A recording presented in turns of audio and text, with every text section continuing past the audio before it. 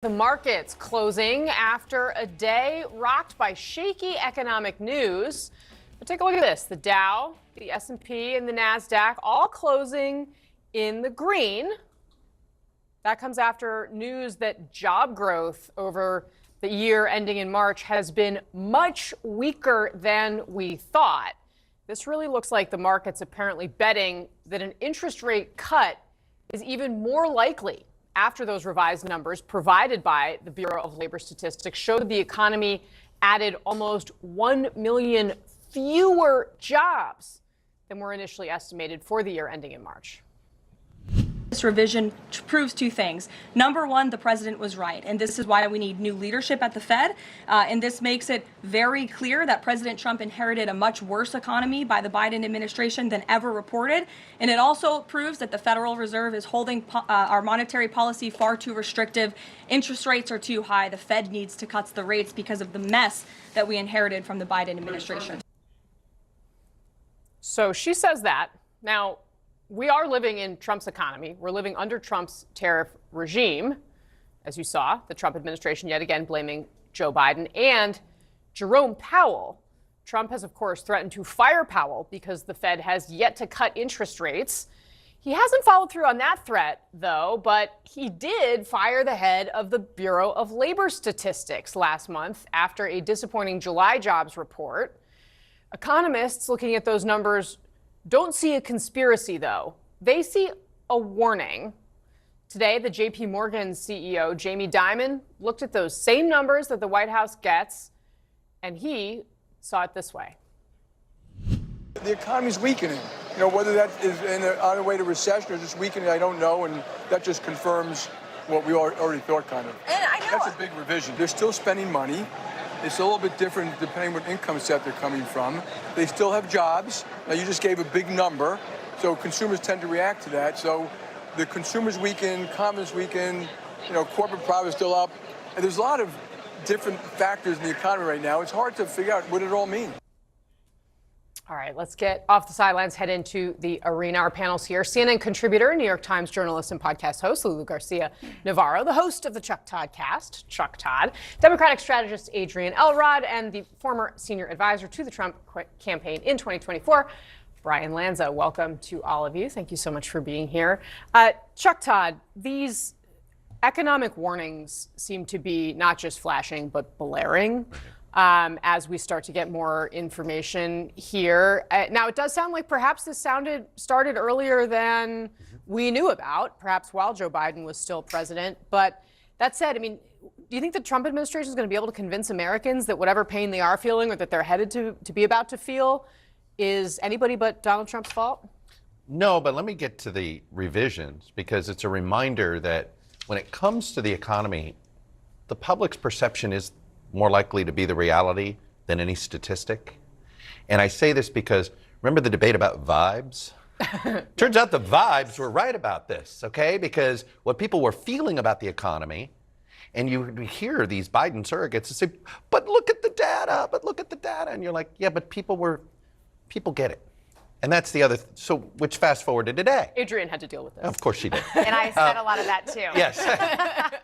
But it was, don't ignore the feelings. And the fact is, regardless of when this slowdown began, it is now on his watch. And then he has added pressures to this. I'm drinking coffee here. You know how much more expensive coffee is today than it was? And every month it's been going up. Coffee is, to me, going to be the new gas price over the next 6 months, because we can't homegrown coffee. We're not going to be able to return the manufacturing of coffee to the United States because we've never done it. And it's little things like the tariffs. It's other things like what we've done with the deportations, which only increase the cost of construction, which increases the cost of housing, which increases the cost of things like chicken and all sorts of things. So look, if I were in the Trump administration shoes, I'd say, aha, see, it all started under Biden. That's nice. It's still now on your watch, and your policies, it looked like now, are adding on, sort of creating even more headwinds that were already there. I think the thing that to me is most interesting about these numbers is manufacturing. there is some real problems right now in the manufacturing sector that are being hit by tariffs that had started earlier. But this whole idea that somehow manufacturing was going to be resurgent, I think is really showing a lot of weakness. And those are numbers that I look at. We see these big numbers and these big revisions. It was the biggest revision, I think, ever. And that is serious.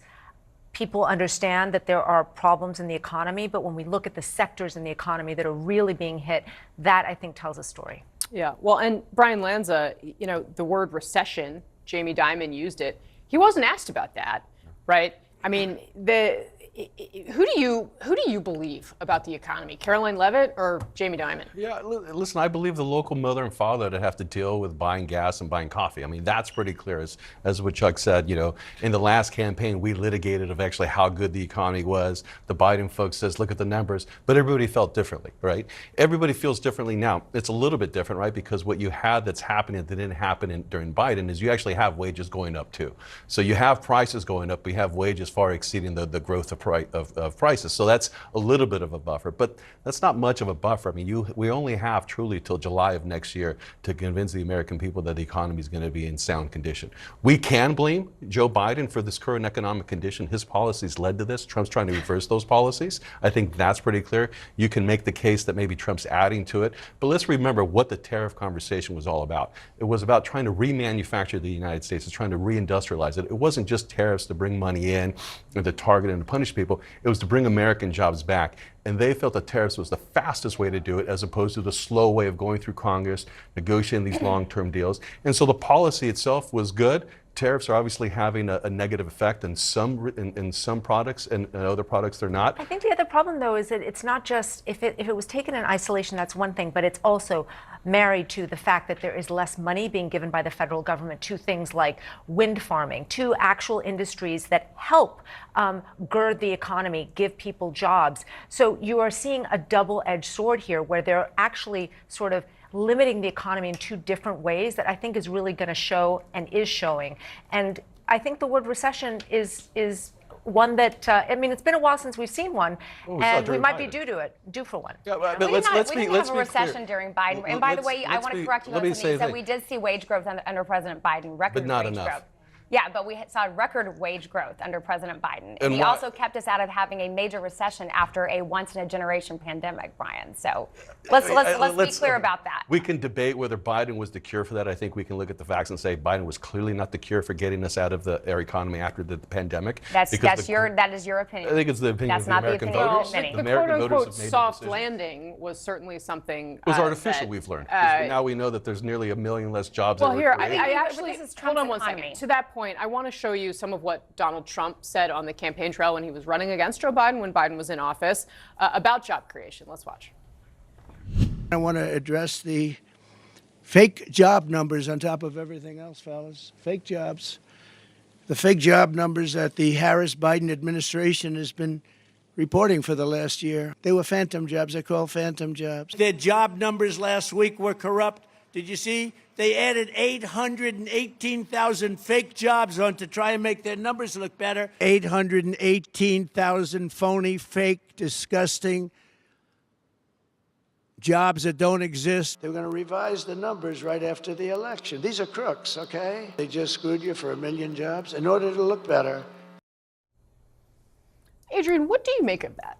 Well, look, I think this is why Trump is losing so much credibility, whatever credibility he had going into this. I think he won the election largely, Casey, on the fact that inflation was high. And the American people wanted to see inflation numbers go down. We are now seeing that not be the case. I think the point is that some of what he said on the trail is turning out to be true here, right? Like they're having to revise these numbers downward, which I think people felt at the time. Yeah, correct. But the bottom line is this: I think the American people thought they were going to see inflation numbers go down, costs go down. They did not see that under Trump, and the gig is up here. You cannot continue to go out there credibly, with any degree of credibility, and say this is Biden's fault, this is Biden's economy. I mean, I remember because Barack Donald Trump Obama has been the blading president George for W. 8 Bush months for at this 4 point. years. So yes, we can Donald credibly Trump do has that. been the president for 8 months. Yeah. Barack Obama got elected. And to Lulu's point, we have not even seen the impact of these tariffs yet hit the economy. We're starting to see prices go up on home building, on things that are affecting the economy, but we're not seeing this to a level that we will see if these tariffs go into effect, which we have every reason to believe that they will. I think the point that was being made there is the correct one, which is the economy was doing much worse than we knew, and now we are going to see the effects of that, and it is up to Donald Trump to figure out if he can He's gotta fix it. course correct.